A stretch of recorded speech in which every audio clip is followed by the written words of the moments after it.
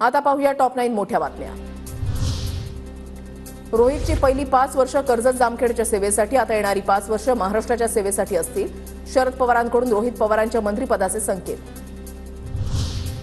इंदापूरमधील कार्यकर्त्यांनी घेतली शरद पवारांची भेट। इंदापूर विधानसभेसाठी आज बारामतीच्या गोविंद बागेमध्ये बैठक। हर्षवर्धन पाटलांना पक्षामध्ये घेऊन उमेदवारी देण्याबाबत कार्यकर्त्यांचा विरोध। भाजप नेते हर्षवर्धन पाटील येत्या 2 दिवसांमध्ये निर्णय घेणार। हर्षवर्धन पाटील शरद पवार गटाच्या वाटेवर असल्याच्या चर्चांवर जोरदार चर्चा, सूत्रांची माहिती। धारावीच्या माध्यमातून मुंबई अदानींना देण्याचा डाव। शिंदे, फडणवीस आणि अजित पवारांकडून अदानींचा महाराष्ट्र करण्याचा घाट।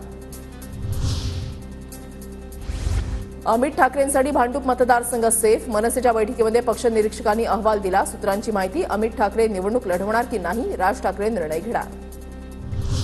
नागपूर जिल्ह्याचा आमदार म्हणून उद्धव ठाकरेंच्या सरकारमध्ये अस्वस्थ होतो। ठाकरेंनी नागपूर जिल्ह्याला द्वेषाने वागणूक दिली। आमदार आशिष जयस्वाल यांची ठाकरेंवर टीका। खासदार बजरंग सोनवणेंना औरंगाबाद खंडपीठाची नोटीस। मतदान प्रक्रियेमध्ये अनियमितता झाल्याचं प्रकरण। सोनवणे यांच्या विरोधातील याचिकेला उत्तर देण्यासाठी नोटीस।